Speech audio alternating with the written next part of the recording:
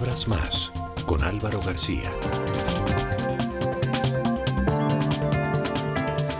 Doctor Carlos Caballero Argáez, bienvenido a Palabras Más. Muchas gracias por la invitación, Álvaro. No, con mucho gusto, doctor Caballero. Es un placer y un privilegio tenerlo aquí como invitado para hablar de muchos temas, particularmente de este libro extraordinario que acaba de publicar usted. Se llama La economía colombiana del siglo XX, un recorrido por la historia y sus protagonistas. Pero antes de arrancar con el contenido de este libro, que me parece extraordinario, como ya se lo dije, ¿cómo va la Escuela de Gobierno de la Universidad de los Andes? Muy bien, este año cumplimos 10 años. La escuela comenzó en el año 2006, cuando se cumplió el centenario del nacimiento de Alberto Lleras Camargo. Por eso la escuela lleva el nombre de Alberto Lleras Camargo. ¿Y el propósito de la escuela era cuál y cómo ha habido esto el desarrollo del trabajo durante estos 10 años? No, yo creo que estamos muy contentos porque tenemos un pregrado que se llama Gobierno de Asuntos Públicos, tenemos 2 maestrías, una maestría en Políticas Públicas y una maestría en Salud Pública. Tenemos varios programas de educación continuada, tenemos un programa que se llama Programa Alto Gobierno, en que reunimos altos funcionarios del Estado. Tenemos un programa que se llama Liderazgo por Bogotá, que es gente relativamente joven pensando en Bogotá. Y los resultados prácticos del trabajo que se ha hecho en la escuela, cuando uno va a ver cómo la escuela ha tenido input en las políticas públicas a nivel nacional o a nivel de Bogotá y todo eso, ¿qué balance hace usted? Pues ya tenemos aproximadamente 80 exalumnos de las maestrías y en este momento tenemos 300 alumnos de pregrado que todavía no han terminado. Comenzamos hace 2 años con el pregrado, pero tenemos exalumnos muy sobresalientes, como por ejemplo Miguel Uribe, que es el secretario de Gobierno de Bogotá, que tiene la maestría en Políticas Públicas de la escuela, y muchos otros.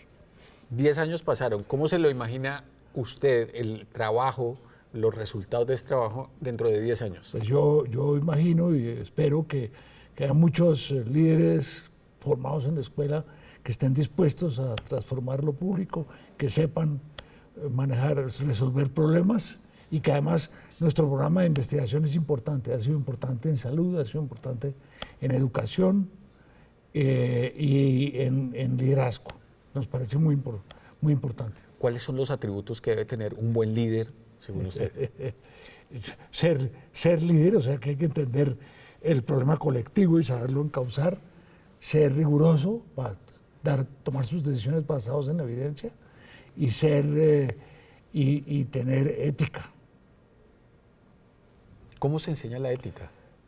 Mediante casos, mediante discusiones de dilemas éticos. Tenemos un curso que se llama Las responsabilidades de la acción pública, con casos en que los estudiantes tienen que enfrentarse a dilemas de tipo ético. Ahí me da mucha curiosidad. Digamos, cuando usted observa a los estudiantes enfrentados a ese tipo de dilemas éticos y, digamos, a consolidar su formación en esa área específica, ¿qué le llama la atención? Me parece que tienen muy buen sentido, pero que los casos los alertan sobre lo que pueden encontrar en el sector público. Vienen bien formados, pero hay muchas cosas que no se han dado cuenta que son las que pasan en el sector público, en que toca tomar una decisión para un lado, para otro, con unos costos y unos beneficios y con dilemas éticos en los cuales toca tomar decisiones. Bueno, doctor Carlos Caballero, ya hemos hablado de la Escuela de Gobierno de la Universidad de los Andes, que es ejemplar. Ahora quiero entrar a hablar de este libro que usted acaba de publicar y que me parece muy interesante y que todos los colombianos deberíamos leerlo porque ahí hay claves que nos ayudan a entender muchas cosas. ¿Cuál es la historia detrás de este texto? Álvaro, yo terminé una maestría en Historia ya con algunos años encima. Comencé en el año 2005, en el año 2006 me nombraron director de la escuela, me demoré un poco haciendo el proyecto de grado que viene a ser el núcleo de este libro. La parte, digamos, central del libro fue mi proyecto de grado de la maestría en Historia, que la terminé en 2011. Pero naturalmente, cuando dije, bueno, quiero publicar esto, toca quitarle muchas cosas, no académicas, pero sí que tienen que ver con la forma en la cual se presenta un proyecto de grado, ¿no? En la introducción, en las explicaciones que hay que dar. Entonces, yo quise hacer que esto fuera muy fácil de leer, de que lo pudiera entender la gente fácilmente. Si usted se da cuenta, en el libro no hay una sola gráfica, no hay ni mucho menos una sola fórmula. Muchas gracias.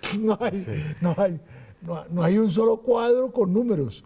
Ahí está un cuadro con los que fueron ministros de Hacienda y gerentes del Banco de la República, pero no hay una sola gráfica, que es una tentación que tuve que cuidar.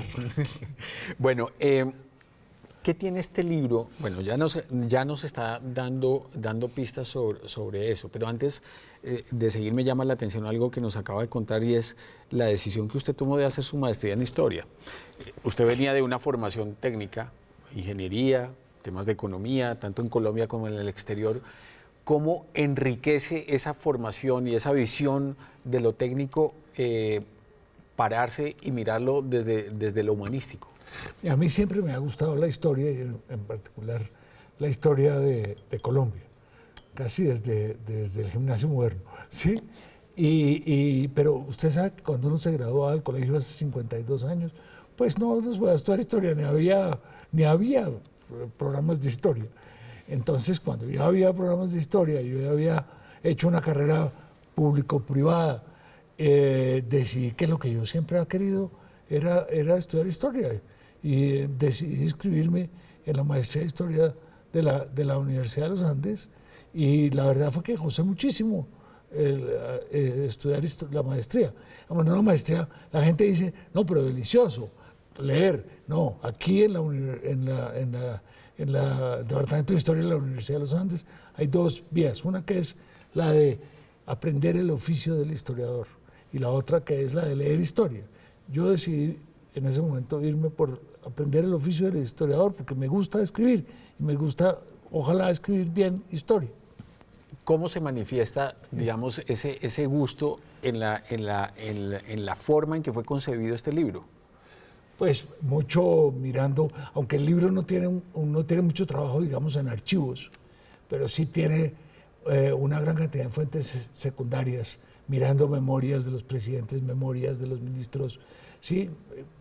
Distintos tipos de fuentes que me produjo gran placer ponerme a leer.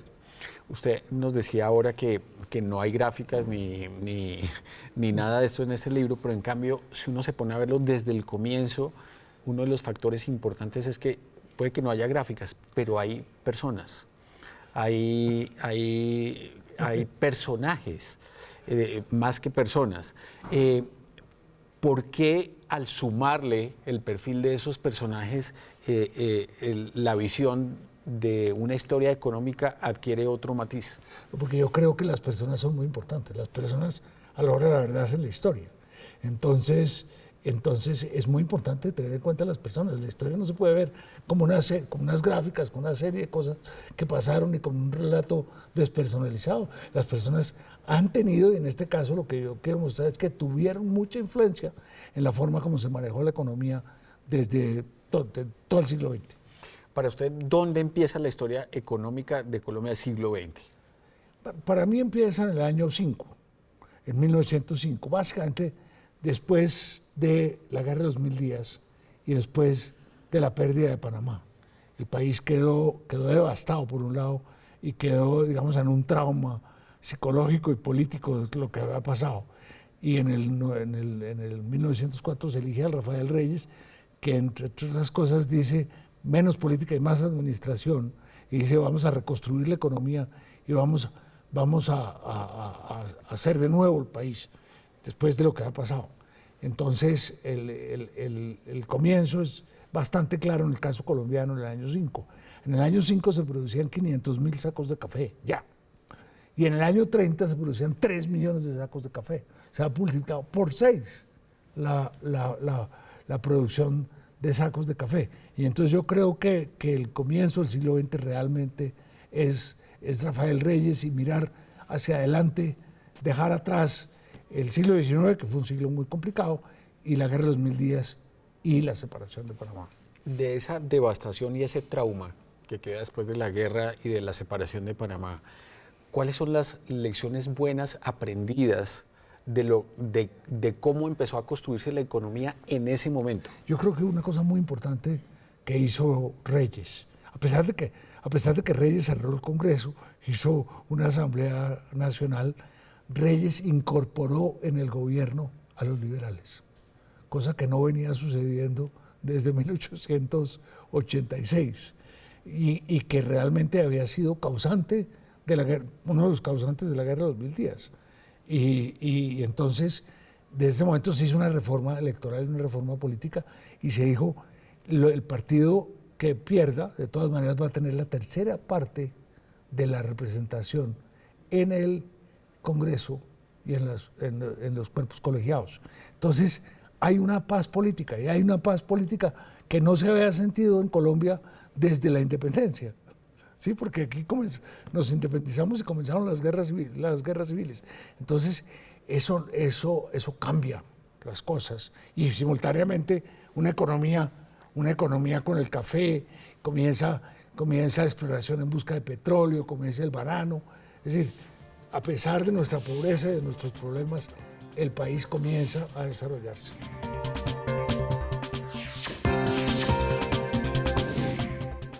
Al darle una mirada panorámica a lo que fue el siglo XX, ahora que hablaba usted de la paz política, ¿es posible establecer una correlación entre la paz política y los periodos de prosperidad?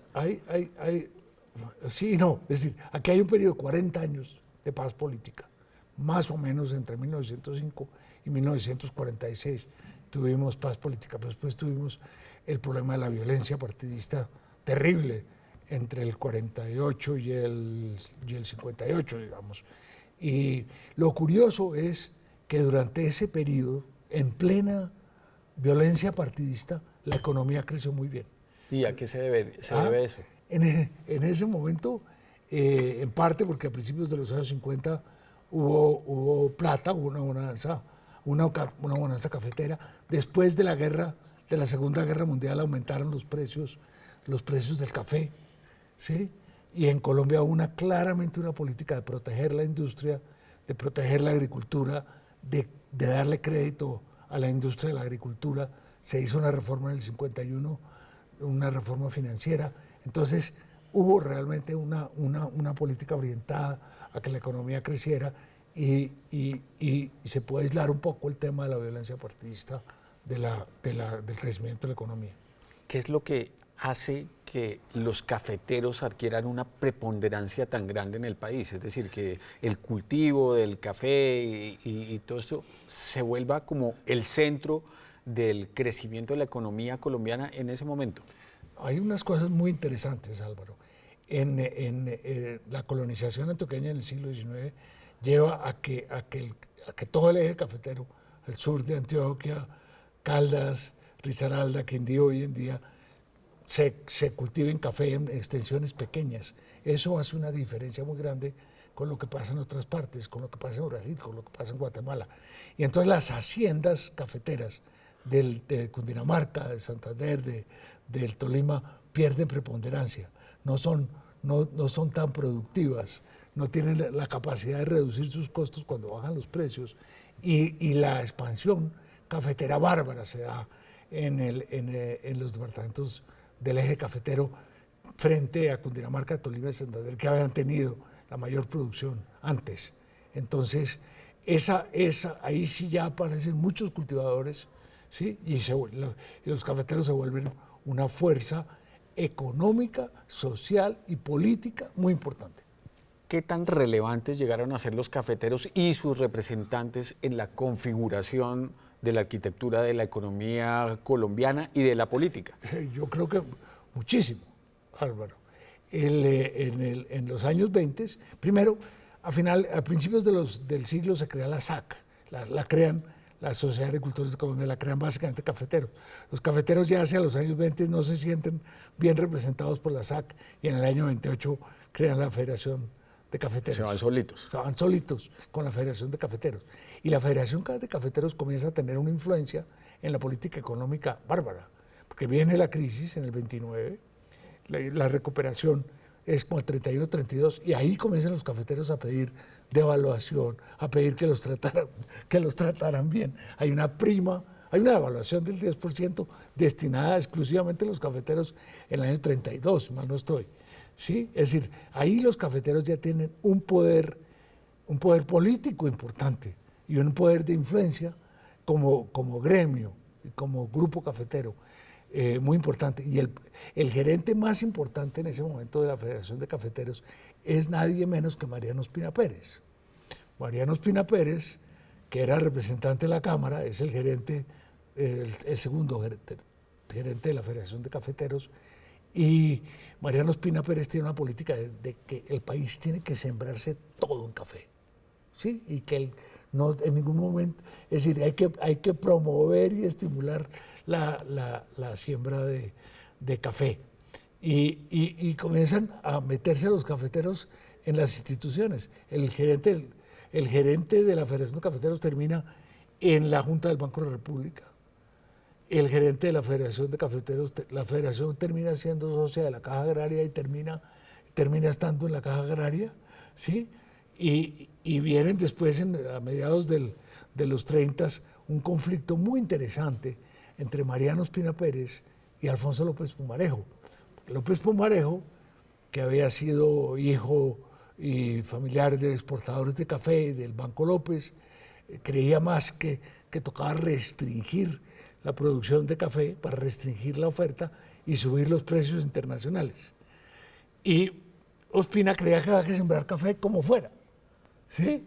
Y el conflicto termina ganando Ospina.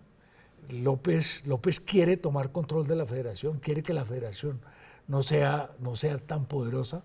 En ese momento entran varios ministros al Comité Nacional de Cafeteros, pero López en el fondo quería que la federación estuviera bajo el Ministerio de Agricultura, cosa que nunca logra.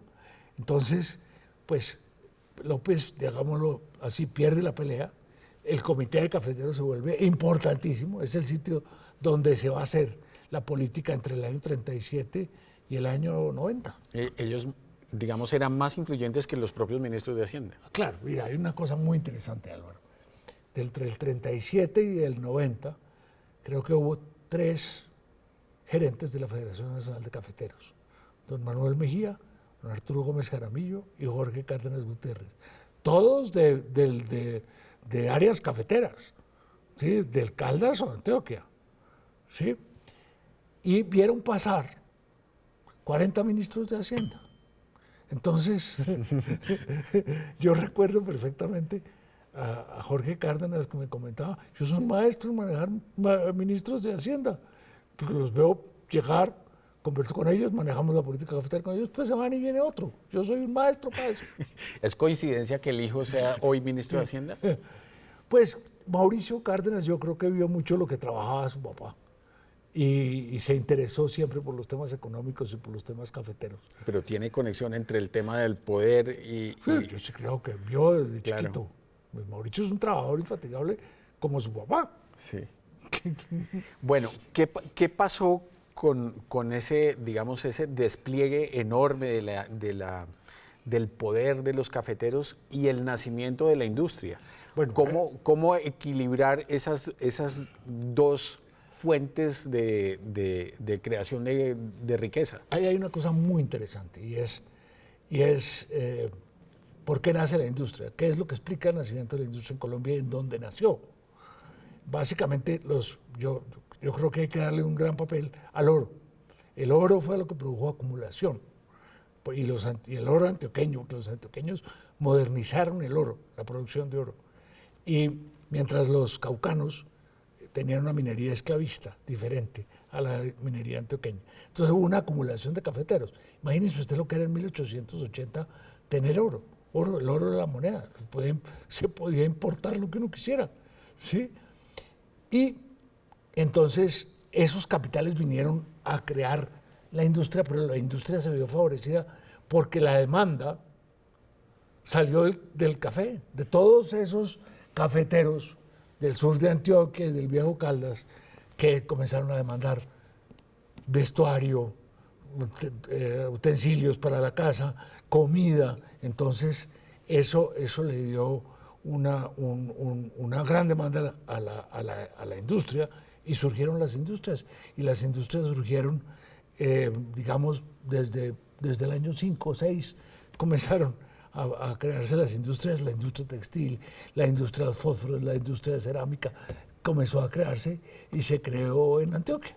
Y ese equilibrismo que tuvo que hacer el Estado entre, digamos, darle gusto a los unos y a los otros, ¿cómo se dio y qué consecuencias tuvo? Eso viene un poco después, ¿sí?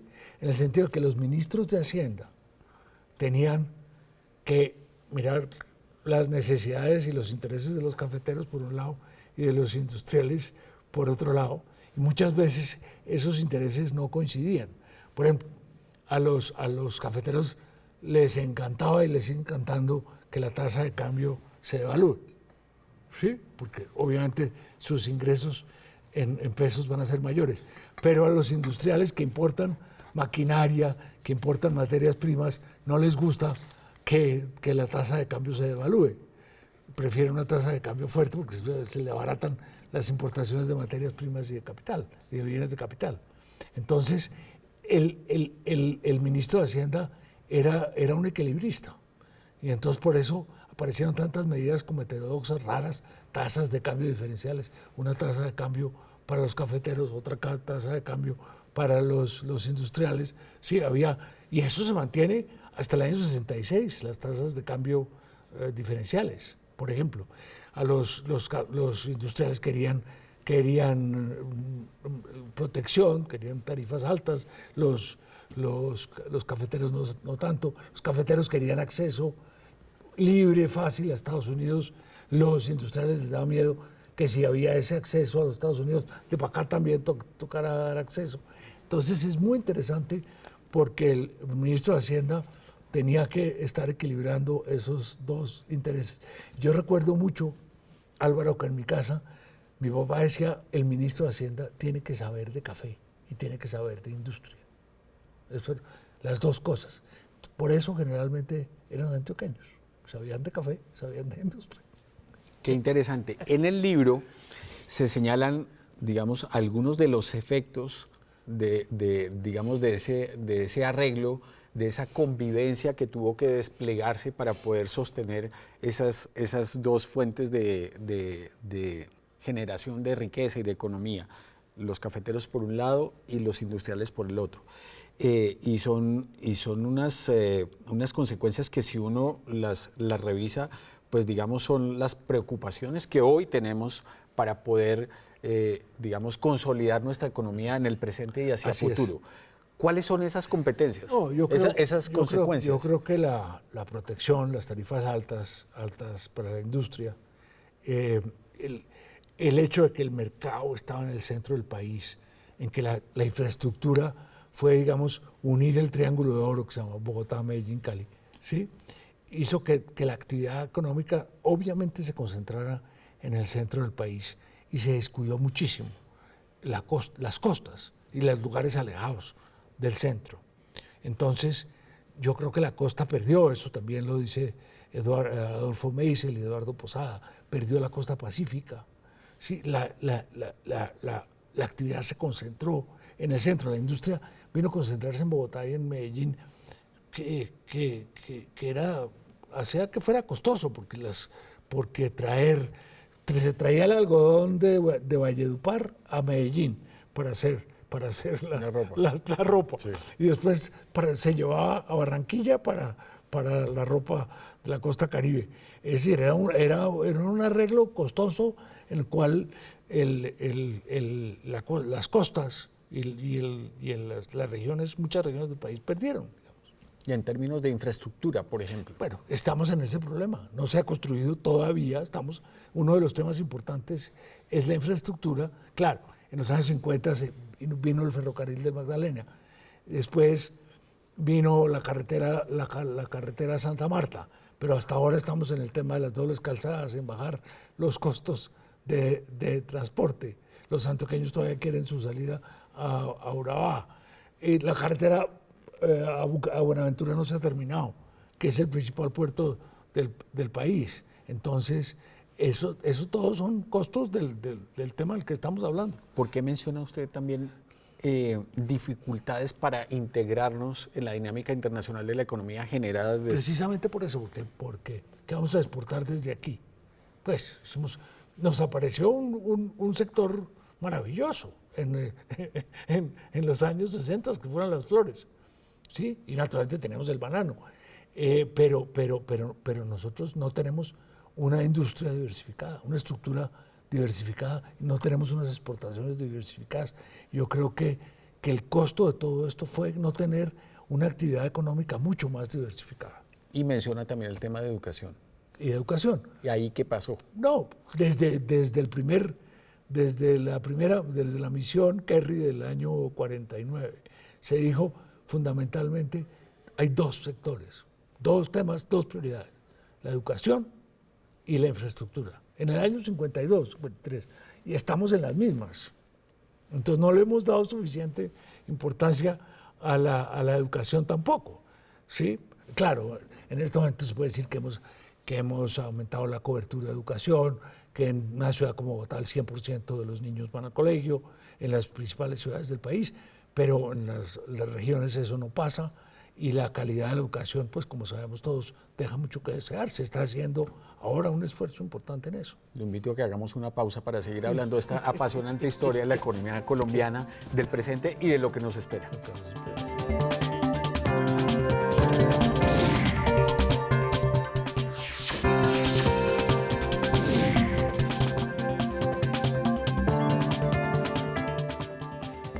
La ANDI. ¿Cuándo nace? ¿Cómo nace? ¿Y cuál es la importancia que ha tenido la ANDI en la historia de la economía colombiana? La ANDI nace por iniciativa del presidente López Pumarejo. Ya digamos a finales de los años 30, principios de los 40, los industriales antioqueños eran importantes y comenzaban a venir a Bogotá a hablar con el presidente y a plantear sus inquietudes al gobierno. Entonces López les dice, organícense ustedes, hagan un gremio y yo converso con uno, no con todos al tiempo. Entonces en 1944 se crea la ANDI. Antes había habido intentos de crear unos gremios de la industria, pero realmente el gremio importante es la ANDI. Y la ANDI comienza a tener mucha influencia. Uno de los presidentes más importantes de la ANDI fue José Gutiérrez Gómez. José Gutiérrez Gómez se dice que desencillaba en Palacio, ¿sí? ¿Sí? Que tenía acceso absolutamente libre al presidente Ospina Pérez. José Gutiérrez fue gerente de la ANDI como unos 10 años. El primero fue Cipriano Restrepo Jaramillo, que es un tipo muy importante, que ha sido gerente de Coltabaco y uno de esos líderes industriales importantes de Antioquia. Y los gerentes de la ANDI siempre fueron antioqueños, tal vez hasta el año no. Luis Prieto, que era caldense, fue gerente de la ANDI como en los 70, antes de Fabio Echeverri, sí. Y después Carlos Arturo Ángel, y siempre que tenían dificultades para nombrar a alguien, nombraban a alguien de Risaralda. Por eso Luis Carlos Villegas también llegó a ser presidente de la ANDI, hasta ahora que tenemos a Bruce McMaster, que es de Cartagena. ¿Qué significa que haya un costeño ahora en la ANDI? ¿Tiene algún significado político, económico? Pues debería tenerlo, en el sentido de que puede mirar el país con otros ojos y con los ojos de la costa, que eso es importante, porque es una cosa muy interesante. En la lista de esos ministros que se publica en el libro, de 55 decretos de nombramientos de ministro de Hacienda, 27 son de Antioquia y del Viejo Caldas, la mitad. No, los otros importantes obviamente son de Bogotá, lo que no quiero hablar mal de los santanderianos, hay 4, pero de Bogotá obviamente el doctor Carlos Lleras, Carlos Sáenz de Santa María, otros ministros, pero no hay un ministro de la costa, porque la mamá era costeña, pero el señor vivió toda la vida en Bogotá y representó a los azucareros del Valle en Bogotá. Y un ministro del Valle, que vivió toda la vida en Bogotá, que fue Rodrigo Llorente, ¿sí? Entonces, es decir, yo sí creo que estas cosas son importantes, las visiones que tenga la gente desde las regiones. ¿Cuáles son los efectos reales de que ese perfil de los dirigentes de la economía colombiana, tanto en el ministerio como en el sector cafetero, como en la ANDI, hayan sido de la misma región? el café y la industria. Y no solamente eso, en el Banco de la República, los gerentes bien importantes, los que duraron bastante tiempo, fueron antioqueños o caldenses. ¿Sí? La federación, como ya hemos hablado, y en el Ministerio de Hacienda también. Es decir, yo lo llamo la élite ilustrada en el libro. Eran personas bien intencionadas, que habían estudiado Derecho, pero sabían de Hacienda Pública, entendían el manejo de las finanzas públicas. Otros han estudiado Ingeniería, como Espina Pérez, ¿sí? Que con formación incluso en el exterior. Pero estaban en el centro del país. Es decir, cuando ahora en 2016, con las conversaciones de paz, hablamos de las regiones, es como si estuviéramos descubriendo que las regiones existen. Pero con razón. Con razón. Después de ver esto. Exacto. Estamos descubriendo que las regiones existen, y además otra cosa que estamos descubriendo es que no se puede legislar desde Bogotá como si todo el resto del país fuera igual. Pues sí, porque obviamente el Chocó es distinto al Cesar, y es distinto a Arauca, y es distinto a Nariño. Entonces yo creo que caer en cuenta del tema de las regiones, que nos ha costado tanto trabajo en Colombia, es muy importante. Y de alguna forma, digamos, darle la espalda a las regiones ha coincidido también con que en esas regiones es donde se ha generado la falta de infraestructura, la pobreza y la violencia. Clarísimo, porque no, el Estado no ha hecho presencia allá, no ha hecho presencia primero con las Fuerzas Armadas y segundo con la infraestructura y con los servicios sociales, con la inversión pública. Así es. Doctor Carlos Caballero, los gremios en Colombia, pues ya hablamos de la ANDI, pero en general los gremios. Cuando uno habla en Colombia de decisiones importantes que tienen que ver no solo con la economía, sino con cualquier otro tipo de decisión, los gremios opinan y la posición de los gremios se tiene en cuenta y pesa. Este caso en Colombia se reproduce de la misma manera en otros países de la región. ¿Los gremios tienen la misma influencia en otros países de América Latina o es el caso colombiano en particular? ¿Y por qué?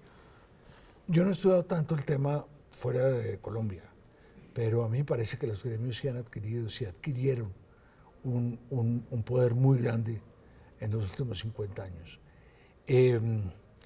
Ahí en el libro cuento una cosa interesante, y es que Laureano Gómez, cuando convoca a la Asamblea Nacional Constituyente, quiere tener a los gremios, quiere hacer un gobierno con los gremios, quiere que los gremios vayan al Senado.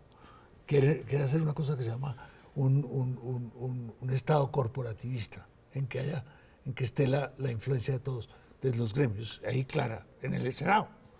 Desde ese momento se crean muchísimos gremios, y los gremios comienzan a ser importantes.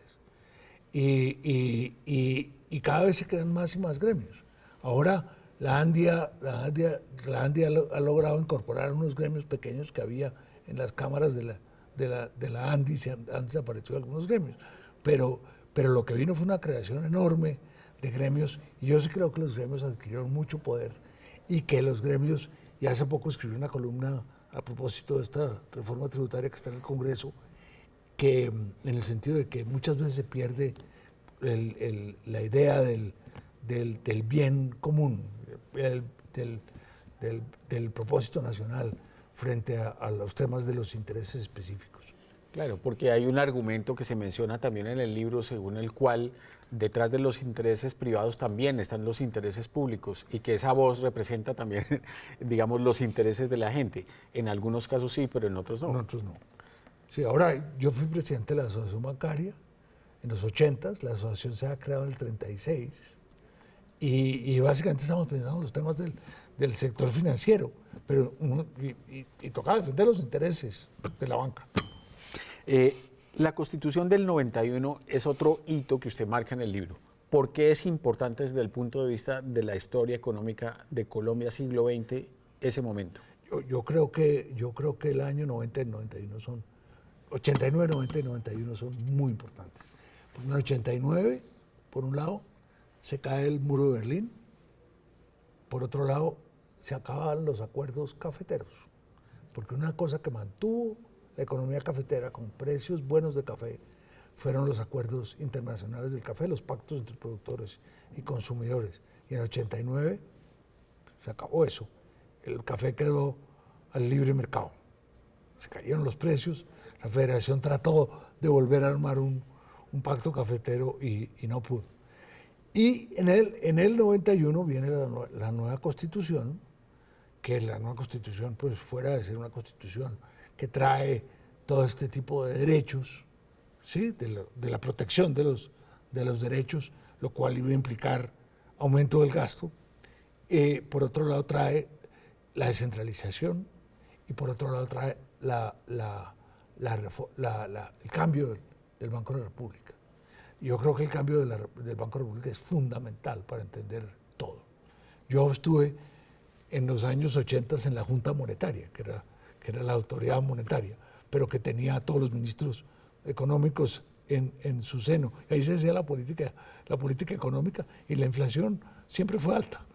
Después en el 91 se creó la Junta del Banco de la República y la independencia del Banco de la República, y lo que hemos tenido pues fue en los 90 que comenzó a bajar la inflación, y hoy en día tenemos una junta muy seria, muy responsable, y la inflación, yo nunca pensé que pudiera llegar al 3%, porque yo soy de la época en que la inflación cero era 20%, pero hoy llegamos al 3%, y yo creo que eso ha sido un cambio fundamental en la economía. ¿Cuáles son los atributos que tiene el banco que ha logrado ese objetivo? Y que cada vez que uno habla del Banco de la República de Colombia, en otros países, todo el mundo hace una pausa para reconocer que es una organización muy seria.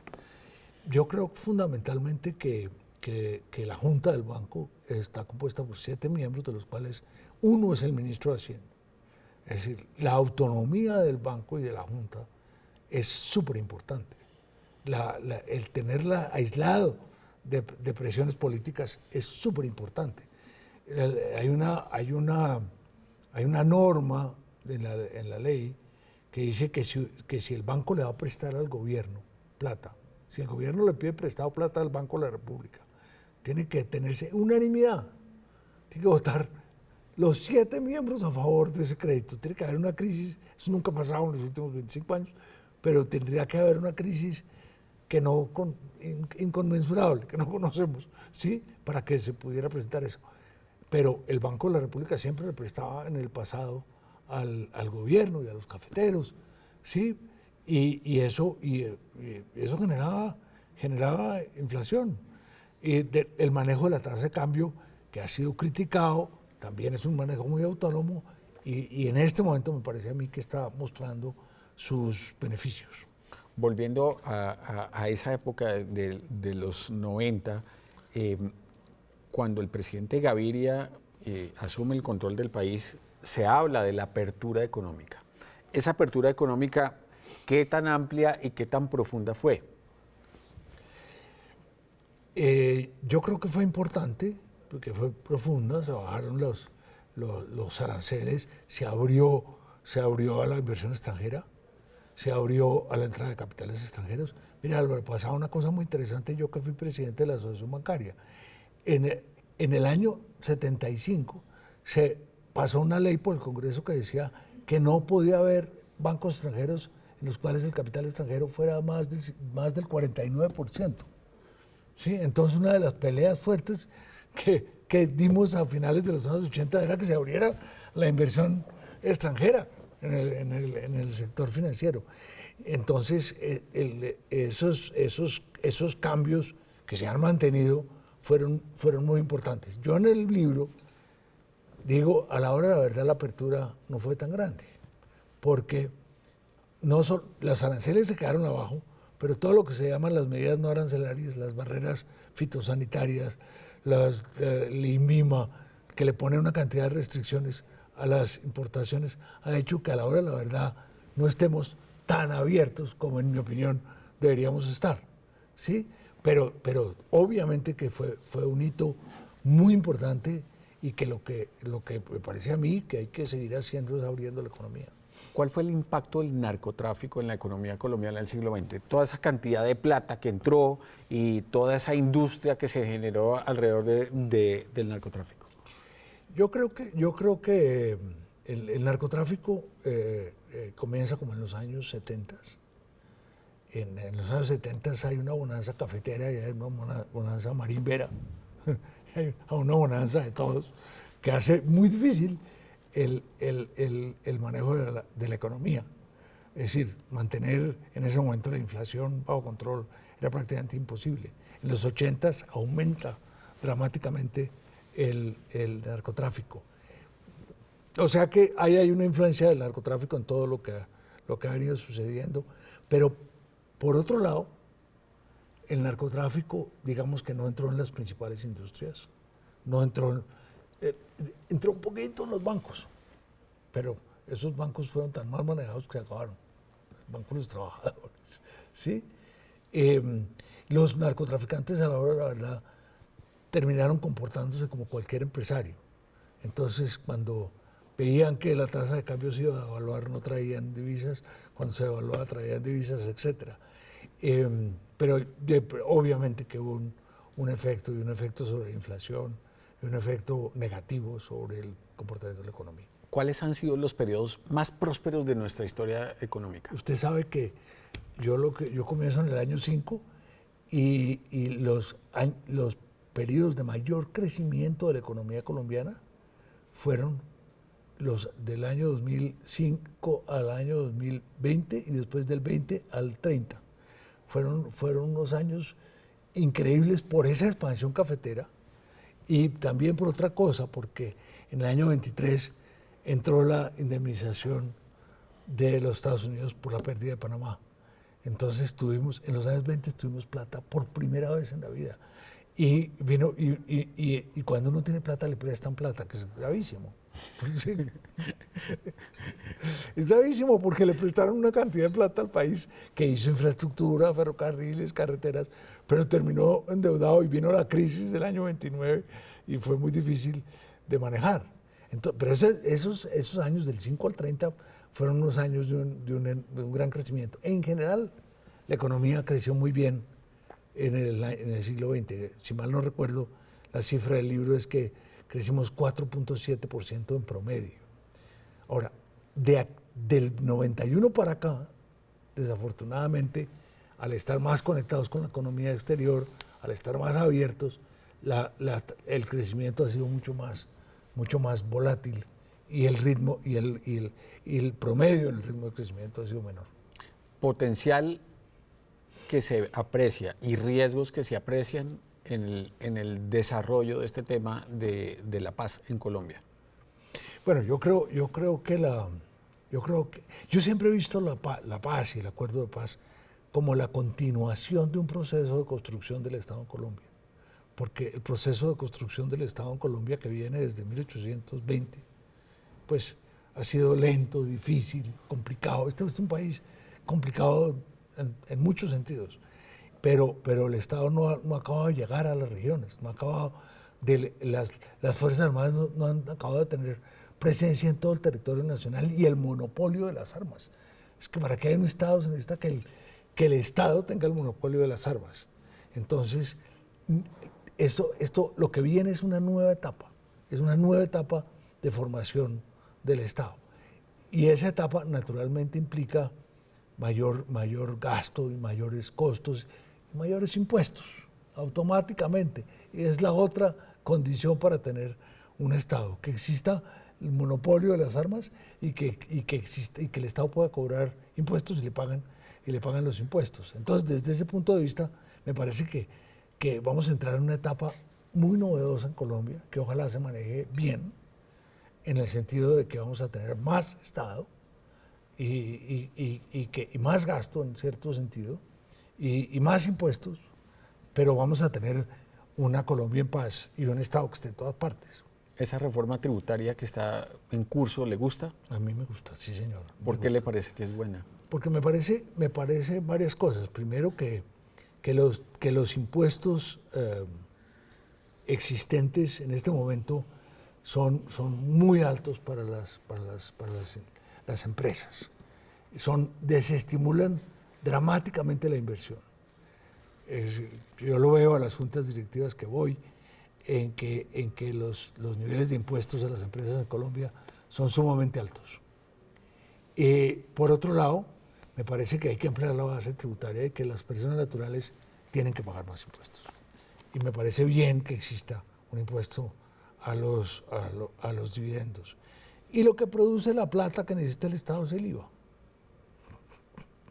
Entonces, toca subir el IVA.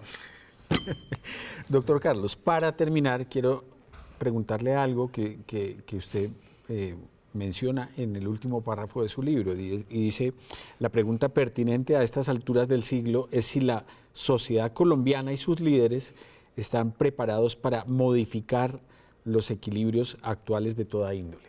¿A qué se refiere?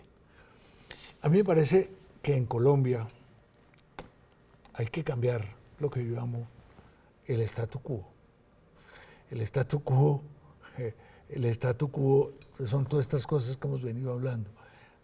Es el tema de las regiones, es el tema de la desigualdad, es el tema de llegar con servicios sociales a todo el país, es el tema de gastar bien la plata, es el tema de la corrupción. Entonces, hay un equilibrio, hay precario en que nos movemos, pero que yo creo que es tan precario que no puede ser permanente. Entonces, yo sí creo que la sociedad tiene que tiene un consenso de que hay que cambiar muchas cosas y que hay que buscar nuevos equilibrios produciendo esos cambios. Pero aquí en Colombia, una cosa que uno ve es que es muy difícil cambiar el statu quo. Pase usted una ley por el Congreso. Es una cosa sumamente complicada porque aparecen todos los intereses, aparecen los intereses de gremiales, aparecen los intereses de los trabajadores, aparecen los intereses de las regiones, los intereses de los políticos, y ahí quedamos en un equilibrio que nos hace seguir con el nadadito de perro. Bueno, ojalá eso cambie.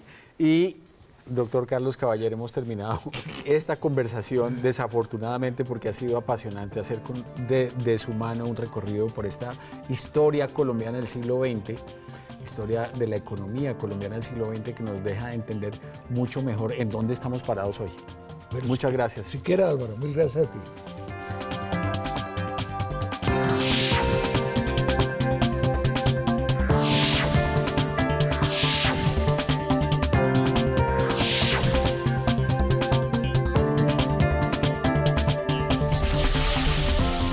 Palabras más con Álvaro García.